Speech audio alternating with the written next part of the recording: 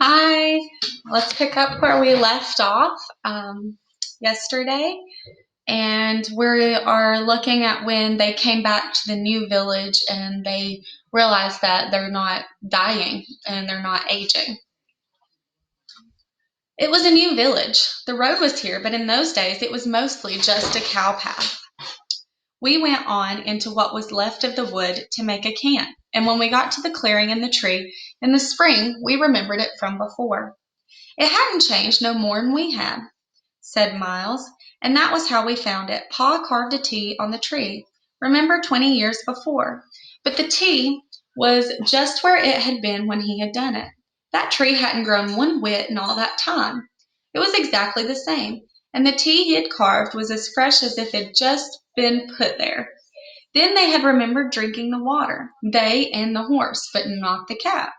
The cat had lived a long and happy life on the farm, but had died some 10 years before. So they decided at last that the source of their life, of their changelessness, was the spring. When we come to that conclusion, May went on, Tuck said, that's my husband, Angus Tuck. He said he had to be sure once and for all. He took his shotgun and he pointed it at himself the best way he could. And before we could stop, he shot it. There was a long pause, May's fingers laced together in her lap, twisted with the tension of remembering.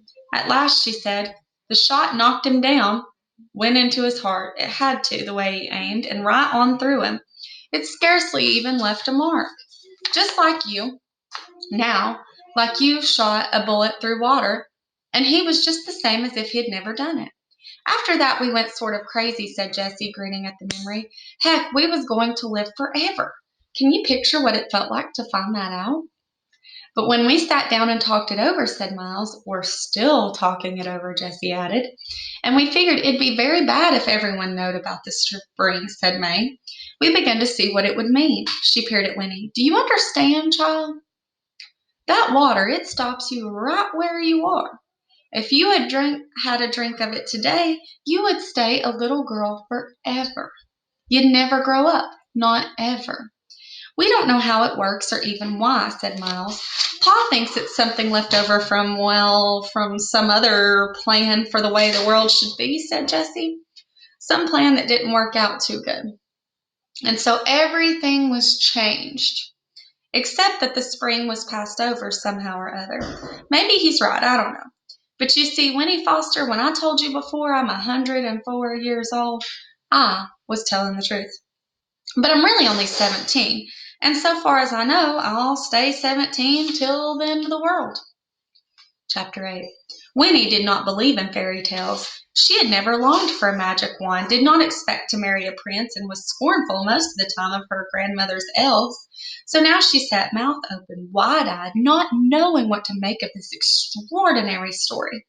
It could not a bit of it be true, and yet it feels so fine to tell somebody, Jessie exploded. I would think it would. You hadn't had anybody to talk to about it.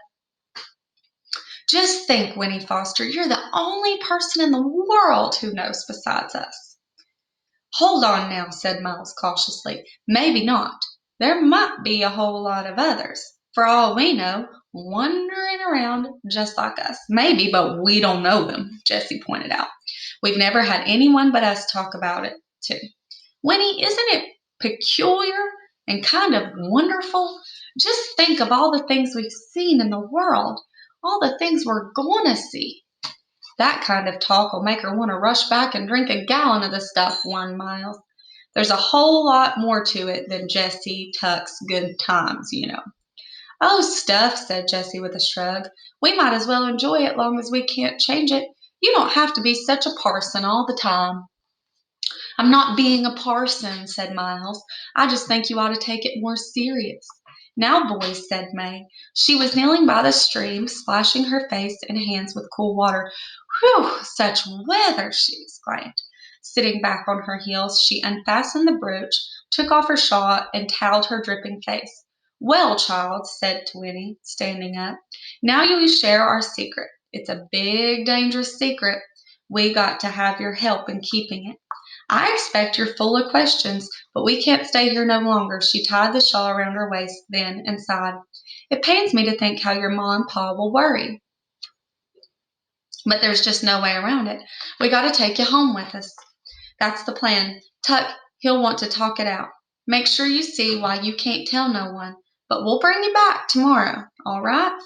And all three of them looked at her hopefully. "All right," said Winnie, for she decided there wasn't any choice. She would have to go. They would probably make her go anyway, no matter what she said. But she felt there was nothing to be afraid of, not really, for they seemed gentle and in a strange way childlike. They made her feel old, and the way they spoke to her, the way they looked at her, made her feel special, important. It was a warm, spreading feeling entirely new. She liked it, and in spite of their story, she liked them, too, especially Jessie. But it was Miles who took her hand and said, "It's really fine to have you along, even if it's only for a day or two." Then Jessie gave a great whoop and leapt into the stream, splashing mightily. "What'd you bring for breakfast, Ma?" he cried. "We can eat on the way, can't we? I'm starving." I'm having a thought, a prediction.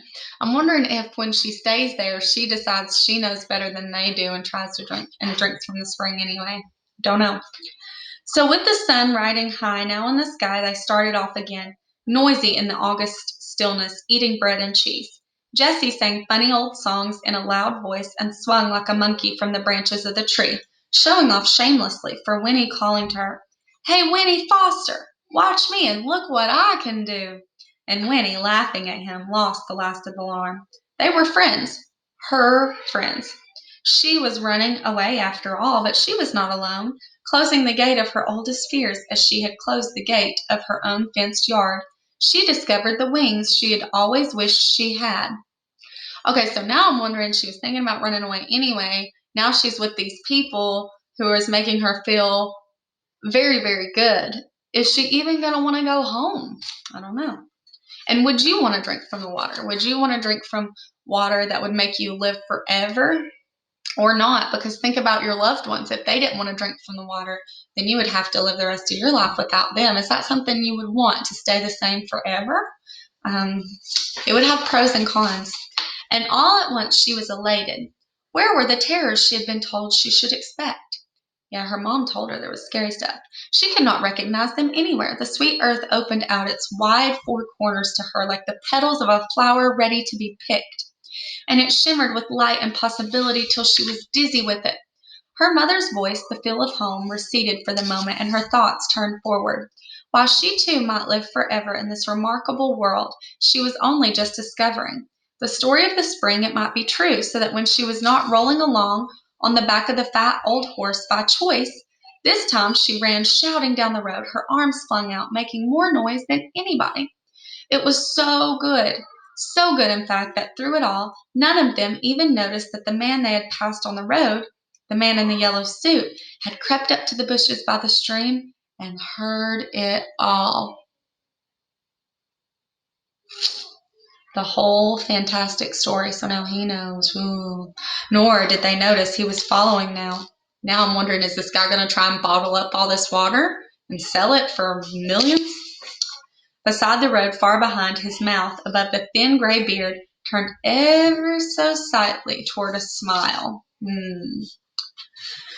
Chapter 9. The August sun rolled up, hung at mid-heaven for a blinding hour, and at last wheeled westward before the journey was done. But Winnie was exhausted long before that.